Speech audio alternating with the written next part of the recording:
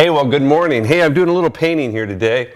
You know, Sherry and I have painted probably hundreds of rooms, and it's just the little things that you do that make the paint job so much better. Now, one of the things that I do when I start painting, of course, after you move all the furniture and get your tarps down on the floor, is I want to make sure that I remove any dirt or dust from the walls if I can. I use an old paintbrush called a duster, and I always dust off the baseboards and just any areas that I think there might be some dirt, because of course you don't want to get any dirt in your fresh paint. Another thing that we do is we mask off everything, and Sherry and I have probably used hundreds of miles of painter's tape.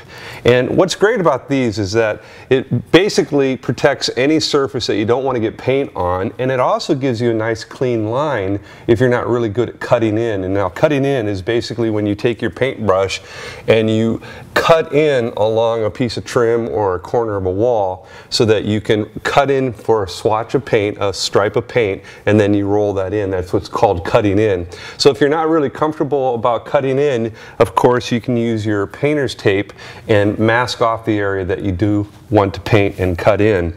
Another little tip about painter's tape: you don't want to pull off too long of a section. If I was doing this whole section here, you don't want to pull off a whole long piece. You want to pull off a short piece, work in short pieces, because a lot of times the wall may be a little wavy, so you have to work your way down that painter's tape to make sure that it's pushed down properly. So I just pull off a small section, I run my hands across it many times, and I basically push the tape down into the groove, into the wall, so that I have a nice clean edge, and then I just keep working my way down the wall, such as this. Now I'm taping off a baseboard here, and I would do the same thing if I was masking off this area as well. Now once you have your tape down, just make sure you secure it a little bit, and then I just kind of push it down a little bit on the baseboard, like so. Just kind of crimp it down a little bit so that I have a nice clean edge.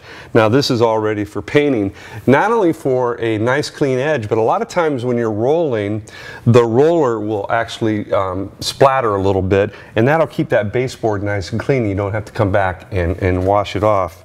I didn't mention that if you are painting and your baseboards are dirty, take a little paper towel or a cloth and with some water on it and wipe those down, because the tape won't adhere to the dirt. So you just want to make sure everything's clean. Painting is all about being clean. The cleaner you are, the better the paint job's going to be.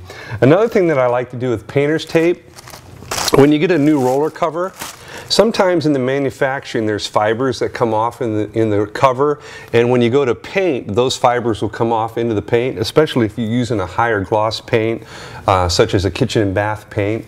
You want to make sure that you can remove some of those fibers. So again, take some painter's tape, such as so, and do a reverse a little piece here so that you have a little tacky side out, and I just run the roller through the tape, such as that. Just really grind it out like that. Pull it through many times, and you'd be surprised how many little fibers come off in your tape. That way it won't come off in the hand. One last little pet peeve, or actually one little tip that I want to give to you: when you remove any outlets or switch plate covers, the little screw that comes with it, put it right back in the hole, because for some reason these little guys seem to get lost in the process. So I always put them back, and that way I can find them. I do take a little bit of tape and I do put over the covers, so that way when I am painting, if I happen to roll over this, I don't have to clean up a mess, and none of the paint goes down into the outlet or the switch.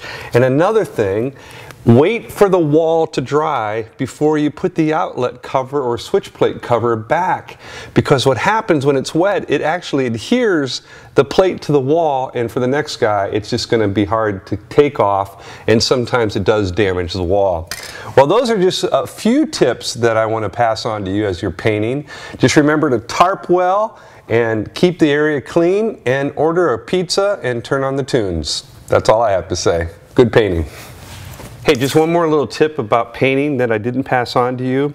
When you're painting baseboards or you're painting anything that's going to go up against carpeting, you need to mask this off so that you can paint your baseboards without getting any paint on the carpet. And how I do that is I pull off a section of tape I lay it up against the baseboard so that a little bit of it is actually running up onto the baseboard, and then I just start pushing down the tape down into the fibers of the carpet and just really push it down like so. And that way you have a nice clean edge, and then when you paint, you're going to run your brush along here, and hopefully you won't have any paint that's creeping underneath your carpet. If you feel like you have to, you can. Let me pull off another piece of tape here. You can pull off an extra piece of tape if you feel like you need a little bit more protection there. But that's just one tip to help keep paint from your baseboard getting on your carpet.